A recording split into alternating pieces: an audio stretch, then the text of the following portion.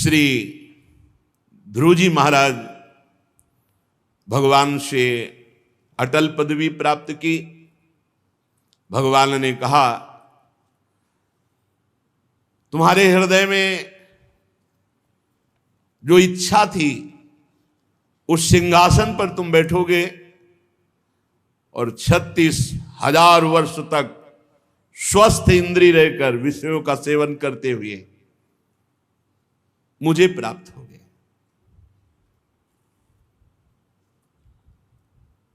देखो, 6 महीना में भगवत प्राप्ति कर ली। ध्रुव जी के मन में एक ग्लानि पैदा हुई कि ऐसे श्री भगवान को प्राप्त करके सदा सदा के लिए इनका सानिध्य, इनकी सेवा, इस माया से मुक्त हो जाना, ये ना मांगकर हमने अटल पदवी प्राप्त की। नगर में गए, कल आपने सुना था, बड़ा उत्सव मनाया। माता सुरुचि, सुनीति दोनों ने गले लग करके उनको प्यार दुलार किया, आशीर्वाद दिया। अब ध्रुव जी तरुण अवस्था को प्राप्त हो गए हैं। महाराज ने प्रजा का अनुराग देख करके अखिल सम्राट पद पर अभिषेक कर दिया और स्वयं विरक्त होकर निरंतर भगवान के भजन के लिए एकांत वन का सेवन किया। पहले ये पद्धति थी कि चौथी अवस्था में सब वनवासी होकर भगवान का भजन करें।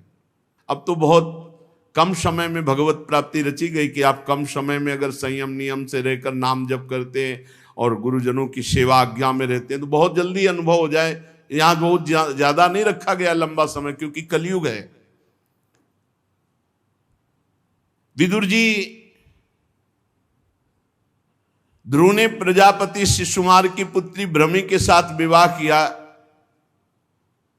फिर कालांतर में कल्प और वत्सर नाम के 2 पुत्र हुए। ध्रुव जी की दूसरी स्त्री वायुपुत्री इला थी, उससे उनके उत्कल नाम के एक पुत्र और एक कन्या रत्न का जन्म हुआ।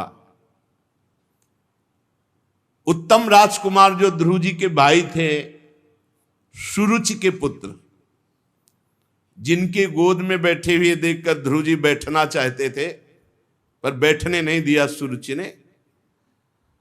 उत्तम का भी विवाह भी नहीं हुआ था। वो एक दिन शिकार खेलने के लिए हिमालय पर्वत पर गए तो वहां एक बलवान यक्ष ने मार डाला उत्तम को, ध्रुव जी के भाई को।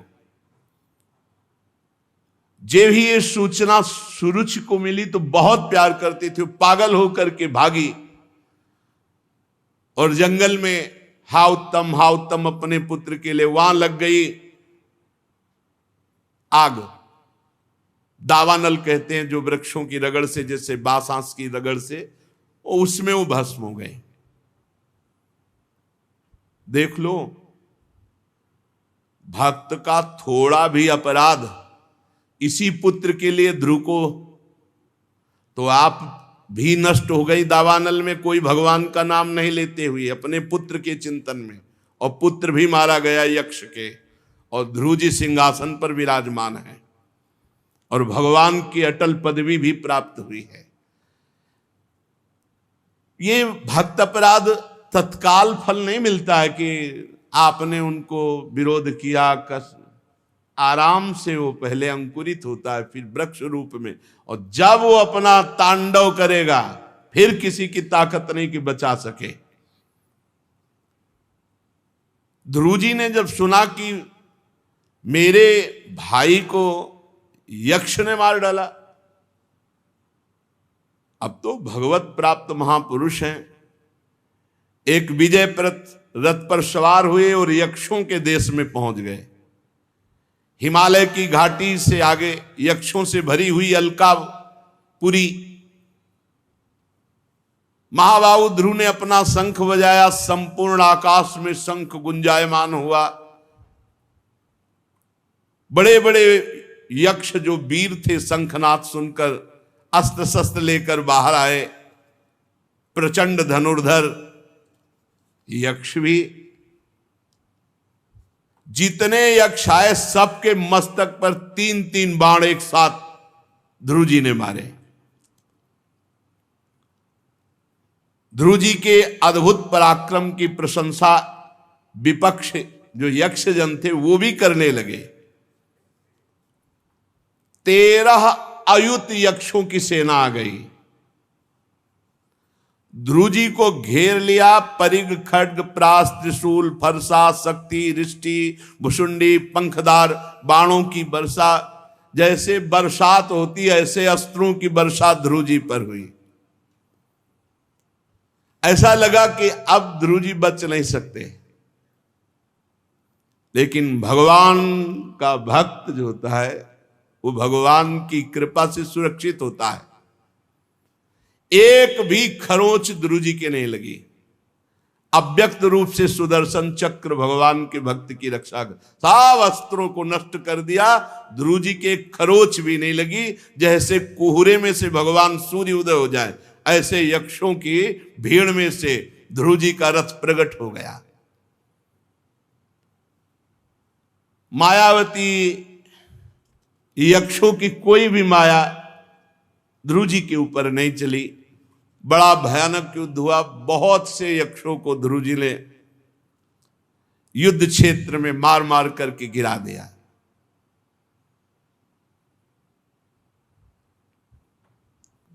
ध्रुव जी के पास नारायणास्त्र, ब्रह्मास्त्र ये सब थे, इसलिए यक्षों की एक ल चली। बार बार वो अपनी नवीन सेना लेकर आते, लेकिन ये विनाश कर देते। महाराज मनु प्रकट हुए, जो ध्रुव जी के बाबा हैं, उत्तानपाद के पिता। उन्होंने कहा कि अलम वत्साति रोषेण तमोद्वारेण पाप मना। ये जो गुस्सा है ना, ये क्रोध है ना, ये पाप प्रकट करता है। बेटा बस बस क्रोध नहीं करना। इन निरपराध यक्षों को क्यों मार रहे हो? इन यक्षों ने क्या किया है? एक यक्ष है जो तुम्हारे भाई की हत्या की, तो सब यक्षों को दंड देना कैसे बन सकता है? तुमने कितने निरपराध यक्षों की हत्या कर डाली। देखो देखो, साधु जन ऐसा नहीं करते। इस जड़ शरीर को ही आत्मा मानकर पशुओं की भांति प्राणियों की हिंसा करना, ये तुम्हारे जैसे भगवत भक्त के लिए उचित नहीं है। प्रभु की आराधना करना बड़ा कठिन है, और तुमने बालपन में आराधना करके वो स्थान प्राप्त किया जिसे परम पद कहते हैं। तुम प्रभु के प्रिय भक्त हो, इसीलिए कोई अस्त्र शस्त्र ये सब तुम पर काम नहीं कर रहा। नहीं, ये बहुत मायावी है यक्षजन, तुम इनसे जीत नहीं सकते थे, लेकिन तुम्हारे ऊपर भगवान की कृपा है। भगवान के अस्त्रों से तुम सुरक्षित हो, इसीलिए तुम बच गए। अब बंद करो, बंद करो, ये युद्ध बंद करो। महाराज मनु जी ने ध्रुव जी को उपदेश किया। समर्थ श्री हरि कर्म बंधन में बंधे हुए जीव की आयु की वृद्धि और क्षय का विधान करते हैं, और स्वयं दोनों से अलग साक्षी रहते हैं।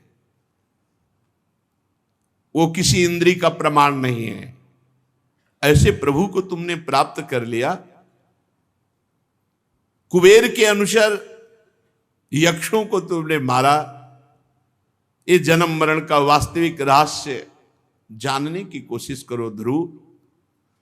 वो परमात्मा ही है जो स्वयं से स्वयं की रचना करता है, स्वयं से स्वयं का पालन करता है, स्वयं से स्वयं का संहार करता है, और अहंकार शून्य रहता है। तात तुम सब प्रकार से परमात्मा की शरण में हो, अब शांत हो जाओ। स्वयंभू मनु जी ने अपने पौत्र ध्रुव को शिक्षा दी। ध्रुव जी ने प्रणाम किया,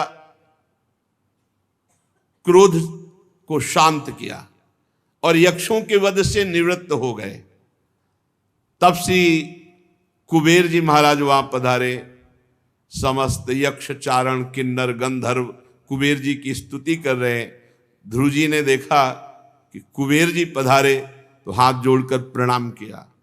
कुबेर जी ने कहा, शुद्ध हृदय क्षत्रिय कुमार ध्रुव, मैं सुन रहा था तुम्हारे बाबा तुम्हें उपदेश करके गए, इतना तुमने यक्षों को मारा, पर मैं बहुत प्रसन्न हूं, नाराज नहीं हूं, क्योंकि तुम भगवान के भक्त हो।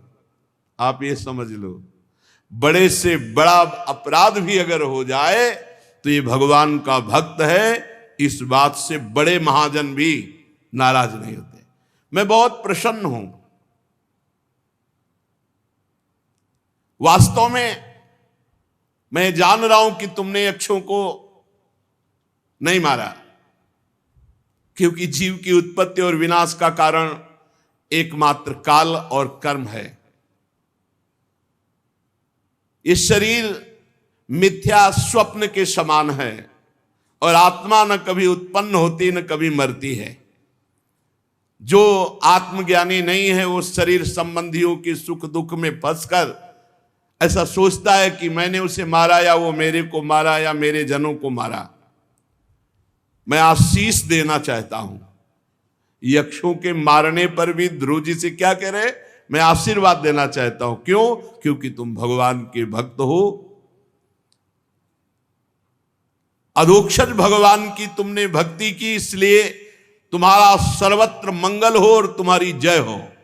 कुबेर जी ने कहा, मेरी प्रार्थना है कि जिन भगवान की कृपा से तुम्हें वो परम पद मिला है, उन भगवान का हर समय भजन करो, हर समय भजन करो।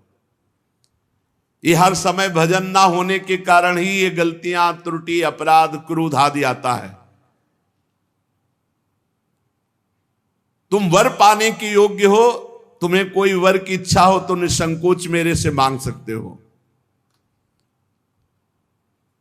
यक्षराज कुबेर ने जब ऐसा आदेश किया तो हाथ जोड़कर ध्रुव जी ने कहा, एक वर मांगने की इच्छा है कि मेरे को ये माया भगवान की स्मृति से अलग न कर पावे, अखंड स्मृति रहे। हरौ सव्रे अचलिताम स्मृतिम यया, अविचल भगवत स्मृति प्राप्त हो, ये मुझे वरदान दो कि भगवान की माया मुझे भगवान के स्मरण से ना हटा पावे। क्योंकि जिसको अखंड स्मृति प्राप्त हो जाती है वो भगवत प्राप्त हो जाता है। पकड़ो इस बात को, अखंड स्मृति, हर समय राधा राधा राधा। भगवान कुबेर बहुत प्रसन्न हुए और कहा, जाओ तुम्हें आजीवन अखंड स्मृति प्राप्त हो। और देखते देखते ध्रुव जी के वो अंतर्धान हो गए। इसके बाद ध्रुव जी भी अपनी राजधानी को आ गए और निरंतर भगवान का भजन और बड़ी बड़ी दक्षिणा वाली यज्ञ, क्योंकि चक्रवर्ती सम्राट है। ध्रुव जी बड़े दीनवत्सल, धर्म मर्यादा के रक्षक और प्रजा को पिता के समान पालन करने वाले। 36,000 वर्ष तक स्वस्थ रहकर, नवीन इंद्रियां अर्थात हर समय नया उत्साह, पृथ्वी का शासन 36,000 वर्ष तक। यह है भगवान से मांगने का फल, अटल पदवी और भूमंडल का राज्य। मांगो तो प्रभु से मांगो, निहाल कर देंगे।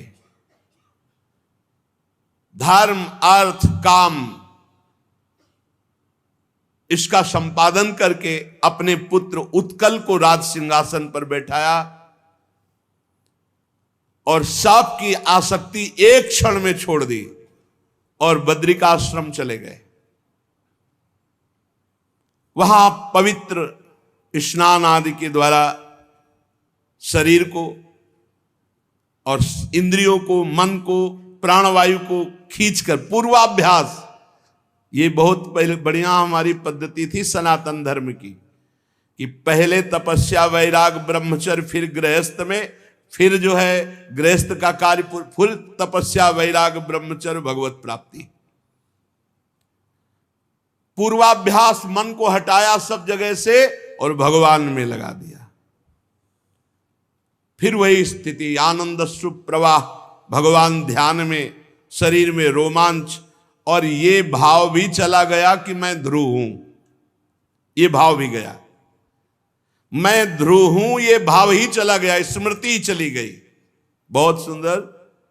ब्रह्म नहीं, माया नहीं, नहीं जीव नहीं काल, अपनी उसु दिना रही, एक रहो नंदलाल। इतना हृदय द्रवीभूत भगवान के ध्यान में हो गया कि ध्रुव जी को ये स्मृति गई कि मैं ध्रुव जी हूं। जहां ये स्मृति गई तो देखा सामने एक दिव्य विमान, दसों दिशाएं ऐसे प्रकाशित हो गई मानो करोड़ों चंद्रमा एक साथ उदय हुए हो, ऐसा विमान। भगवान के दो पार्षद गदा का सहारा लिए हुए खड़े हैं, चार भुजाएं, सुंदर श्याम शरीर, किशोर अवस्था, अरुण कमल के समान नेत्र, सुंदर वस्त्र, किरीट, भुजबंद, मनोहर कुंडल धारण किए हुए ध्रुव जी आनंद से एकदम घबरा गए। विमान आया, भगवान के पार्षद आए और सोचा इस समय क्या पूजन कर सकते हैं, तो भगवान के नाम का कीर्तन करने लगे। भगवत पार्षदों को सुख देना है तो नाम का कीर्तन। जैसे कोई बोलता है राधा राधा, तो हृदय में से क्या दे दूं ऐसे, और उसको देखने की इच्छा होती है। भगवत पार्षद आए, क्या पूजन करूं, तो नाम कीर्तन करने लगे और हाथ जोड़ करके प्रणाम किया। ध्रुव जी का मन भगवान के चरणों में इतना तल्लीन था कि अश्रु प्रवाह हो रहे। सुनंद और नंद विमान से उतरे भगवत पार्षद और ध्रुव जी से कहा सावधान होकर हमारी बात सुनो। आपने 5 वर्ष की अवस्था में ही जो परम पद प्राप्त कर लिया था, निखिल जगन्यंता सारंग पाणी अखिल कोटि ब्रह्मांड नायक भगवान श्री हरि, तुम्हें वो पद दिए हैं, वहां ले जाने के लिए मैं आया हूं। आपने अपने भजन के प्रभाव से वो उत्तम पद प्राप्त किया है जिसकी परिक्रमा परम ज्ञानी सप्त ऋषि जन करते रहते हैं। नीचे से सूर्य चंद्रमा ग्रह नक्षत्र तारागण ये सब उसकी प्रदक्षिणा करते हैं। चलो वो परम अटल पदवी स्वीकार करो। आज तक तुम्हारे कोई पूर्वज भी उस पद पर नहीं बैठे। वो परम धाम पूरे लोकों के द्वारा वंदनीय है, वहां चलकर तुम विराजमान हो। आयुष्मान ये श्रेष्ठ विमान पुण्य श्लोक शिखामणि भगवान श्री हरि ने तुम्हारे लिए भेजा है। इसको कोई देख भी नहीं सकता, छूना और चढ़ना तो बात जाने दो, आप इस पर चढ़ सकते हैं। भगवान के प्रमुख पार्षदों के अमृतमय वचन सुनकर महाभागवत ध्रुव जी ने स्नान किया, फिर भगवान का चिंतन किया और बद्रिका आश्रम में रहने वाले मुनियों को प्रणाम किया, सबका आशीर्वाद लिया, फिर विमान की पूजा की, फिर विमान की 4 परिक्रमा की और पार्षदों सहित विमान को प्रणाम किया और उस पर चढ़ने को तैयार हुए। इतने में ध्रुव जी ने देखा मूर्तिमान होकर काल सामने आ गया और काल ने कहा इस लोक से मेरा स्पर्श किए बिना कोई नहीं जा सकता। तो ध्रुव जी ने कहा कि सर झुकाओ, तो काल के ऊपर पैर रखकर विमान पर चढ़कर गए। ये भगवान की भक्ति का चमत्कार। काल और मृत्यु के सिर पर पैर रख करके भगवत विमान पर ध्रुव जी विराजमान हुए। आकाश में दुंदुभियां बजने लगी, श्रेष्ठ गंधर्वगण गान करने लगे और देवता पुष्पों की वर्षा कर रहे हैं। विमान पर बैठ करके ध्रुव जी भगवान के धाम को, ये जीवन का लाभ है, ये जीवन का लाभ। भगवान की भक्ति कर लो, इस नरकमय संसार से हटकर दिव्य भगवान के धाम। देखो कैसा उस जीव को परमानंद मिलता होगा जो अब जान रहा है कि आवागमन से मुक्त अब प्रभु के धाम में रहे, उन्हीं के साथ खेलना, उन्हीं के साथ हंसना, उन्हीं के साथ रहना, उन्हीं की सेवा, कितना अपार सुख। जे ही विमान पर बैठे हुए भगवान के धाम में जा रहे थे तो याद आ गई माता की कि मैं तो परम धाम जा रहा हूं, मेरी मां की क्या गति होगी। नंद सुनंद तो सर्वज्ञ भगवान के पार्षद हैं, उन्होंने कहा ध्रुव तुम सोचो मत, देखो वो आगे जो विमान जा रहा, तुम्हारे विमान से भी तेजस्वी विमान है, उस विमान पर देवी सुनीति जी विराजमान है। ध्रुव जी बहुत प्रसन्न हुए। देखो अगर पुत्र भगवान का भक्त हो गया तो माता पिता सब तर जाते हैं, सब भगवत प्राप्त हो जाते हैं। ध्रुव जी को लगा कि मेरी माता का क्या हुआ होगा, बताया वो विमान जा रहा है, उस पे आपकी माता जी जा रहे हैं। आगे देखा सूर्य लोक, चंद्रलोक, इन सब के देवता अर्घ लिए हैं, विमान पर पुष्प वर्षा कर रहे हैं, हाथ जोड़ रहे, ध्रुव जी जा रहे हैं, सब प्रणाम कर रहे हैं। फिर उस विमान पर ध्रुव जी त्रिलोकी को पार करके सप्तऋषि मंडल से ऊपर भगवान के नित्य धाम में पहुंचे और अविचल पदवी प्राप्त की। ये दिव्य धाम अपने प्रकाश से प्रकाशित है, यहां सूर्य चंद्र का प्रवेश नहीं, तीनों लोकों के ऊपर वंदनीय है। जो दिन रात भजन करते हैं वही परम धाम को प्राप्त होते हैं। जो शांत हैं, समदर्शी हैं, शुद्ध हैं, प्राणियों को प्रसन्न रखते हैं, किसी से द्वेष नहीं करते, घृणा नहीं करते, ऐसे भक्तों को भगवान अपना परम पद देते हैं। जो शांत हैं, समदर्शी हैं, शुद्ध हैं, सबको प्रसन्न रखते हैं, किसी से द्वेष नहीं रखते, हर समय रात दिन भजन करते, वो भगवान के धाम को प्राप्त। अपने तो धाम आ गए हैं, अपने लोगों के लिए विमान थोड़ी आएगा, बस शरीर छोड़ो और श्री जी के पास पहुंचो, यही है, यही जिंदा रह रहे हैं, यही शरीर छूटने के बाद रहना है। यही अभी है कि हम माया युक्त नेत्र हैं तो प्रिया प्रीतम के दिव्य धाम को और दिव्य रूप को नहीं देख पा रहे, पर ये शरीर अगर यहीं छूटा और नाम जप करते हुए जैसे भी है कूड़ा करकट इन्हीं के हैं, तो धाम की प्राप्ति होगी, पक्की प्राप्ति होगी। उत्तानपाद के पुत्र ध्रुव जी तीनों लोकों के ऊपर निर्मल चूड़ामणि के समान आज भी विराजमान है। ज्योतिष चक्र, सप्तऋषि, ये सब बड़े बड़े देवता नमस्कार करते हैं, परिक्रमा करते हैं। गुरुदेव देवर्षि नारद जी हैं ध्रुव जी के, उन्होंने प्रचेताओं की यज्ञशाला में बीणा बजाकर 3 श्लोक गाए थे कि इसमें संदेह नहीं, पति परायणा सुनीति के पुत्र ध्रुव ने तपस्या भजन के द्वारा जो गति पाई वो बड़े बड़े मुनियों के लिए भी दुर्लभ है। फिर राजाओं की तो बात ही क्या। अहो 5 वर्ष की अवस्था में अजय प्रभु को जीत लिया, अजित प्रभु को जीत लिया। ये भक्तों का अद्भुत भाव।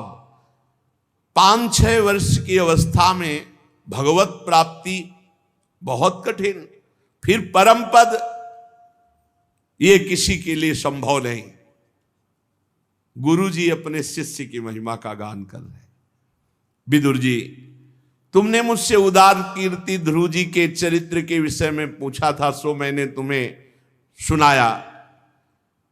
जो ध्रुव जी के इस पावन चरित्र को सुनेगा, अगर वो धन चाहेगा तो धन का विधान बन जाएगा, यश चाहेगा तो यश का विधान, आयु वृद्धि चाहेगा तो आयु वृद्धि, अगर ये सब कुछ ना चाहे, स्वर्ग चाहे तो स्वर्ग मिलेगा, और अगर इसकी भी चाह ना करे तो भगवत भक्ति जो सर्व पाप नाश करके भगवान की प्राप्ति कराती है। जो भगवत भक्त ध्रुव जी के पावन चरित्र को बार बार सुनेगा वो भगवान के परम धाम का वासी बनेगा। जो भक्तों के चरित्रों को सुनता है तो भक्त कृपा उसे उसी गति को प्रदान करती जो भक्तों की गति होती है। पवित्र कीर्ति ध्रुव जी का महान चरित्र है। इसे जो एकाग्रता पूर्वक गायन करता है या श्रवण करता है वो भगवान की निष्काम भक्ति को प्राप्त होता है। यदि ये पूर्णिमा के दिन, अमावस्या के दिन, द्वादशी, श्रवण नक्षत्र, तिथि क्षय, व्यतिपात, संक्रांति, रविवार, इनको श्रद्धा पूर्वक गाए या सुने, अनुष्ठान करे तो बहुत जल्दी लाभ प्राप्त हो जाएगा, अर्थात निष्काम भक्ति, प्रेम भक्ति।